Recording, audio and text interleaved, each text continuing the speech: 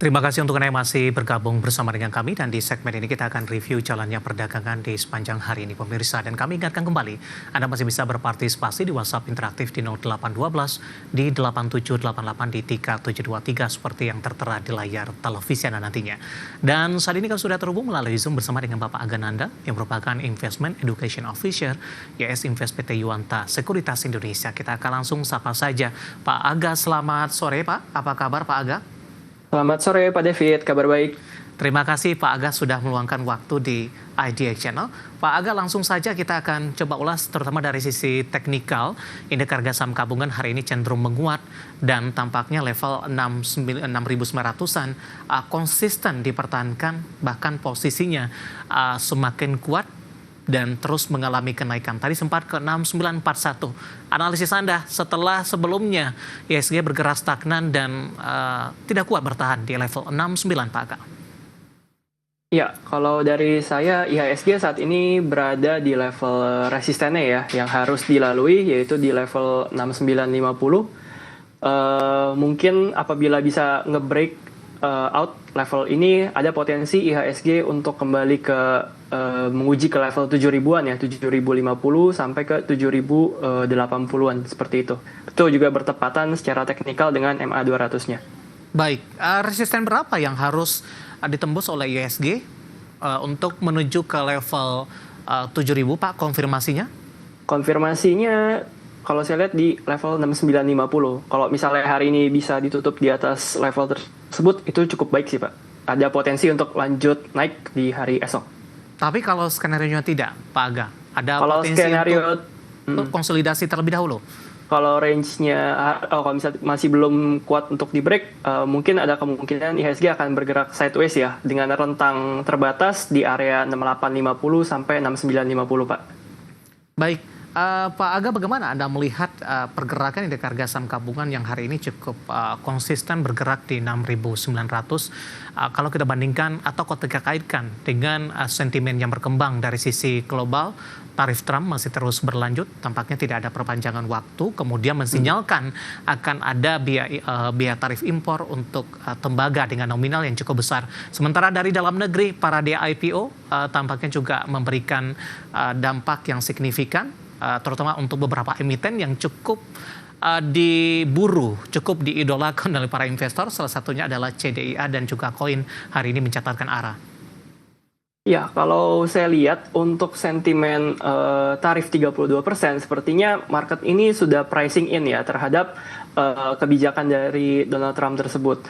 Nah, untuk yang terbaru mungkin ada ini ya, kenaikan tarif impor dari tembaga ya sebesar 50%. Nah, itu justru yang menyebabkan beberapa emiten tembaga yang bergerak cukup volatil ya hari ini. Kita bisa lihat dari Aman mungkin, MDKA ataupun juga BRMS. Nah, cuman kalau untuk sentimen dari IPO, ini juga saya lihat kemungkinan dari kemarin kan likuiditas di market kita agak terbatas ya, karena kita lihat ya banyak yang mungkin subscribe untuk mengejar IPO terutama dari CDIA. Nah, sekarang posisinya likuiditas market perlahan berangsur-angsur kembali ya seperti normal.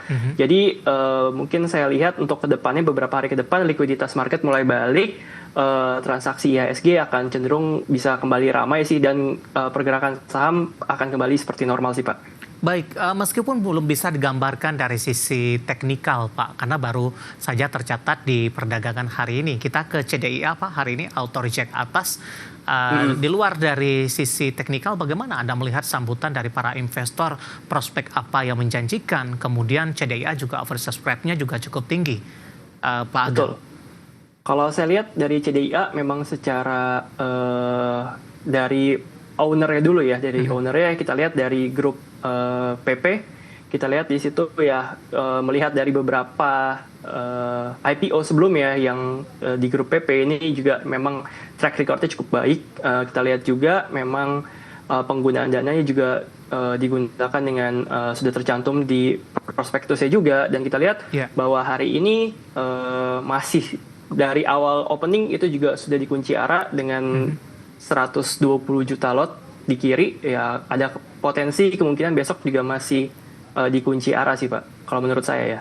Baik, di 34,74% di level 256, market cap-nya langsung melesat ke 31,96 triliun rupiah. Nah, bagaimana dengan koin, Pak? COIN.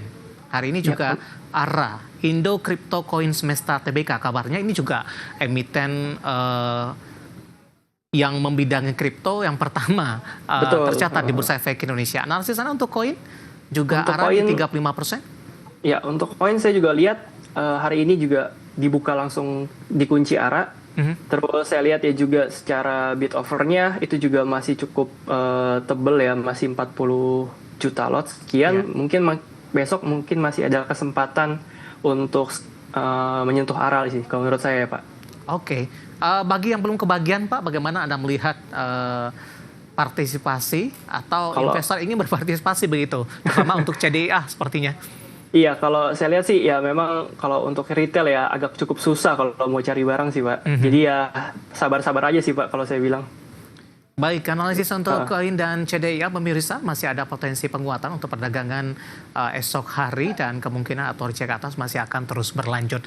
Dari saham-saham emiten pendatang baru yang ikut memberikan warna dan membangkitkan kembali likuiditas perdagangan di pekan ini, kita beralih ke beberapa sektor yang hari ini juga menjadi penopang. Pak Aga, saya mau ke properti Pak. Ada PANI hari ini melesat di 11,27% di 13.575 penutupan. Intraday sempat ke 13.925. Analisis dan rekomendasi Anda untuk PANI di tengah penguatan signifikan hari ini?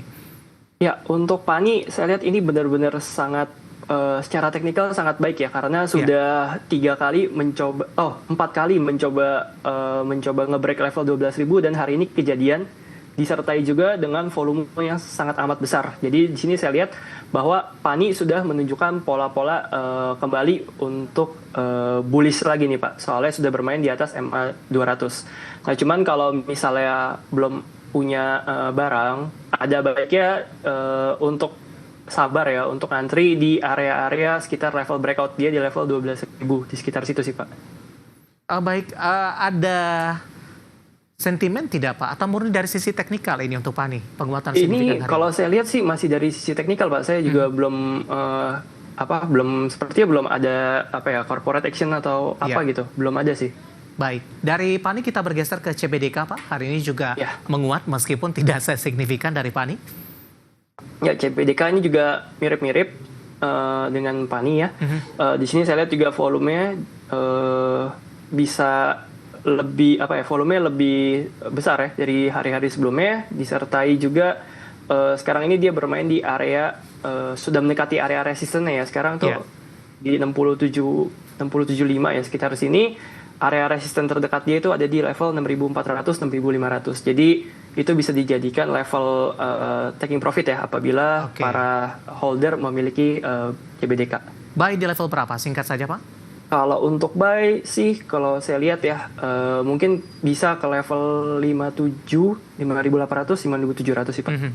Baik, analisis dari beberapa saham sektor properti yang hari ini melesat, terutama dari grup Aguan, dan juga menjadi penopang indeks harga saham gabungan di sepanjang perdagangan hari ini. Pak, agak menarik, nanti kita akan coba lihat saham-saham pilihan yang Anda rekomendasikan, dan juga update penutupan perdagangan di sesi kedua. Dan pemirsa, kami akan segera kembali sesaat lagi.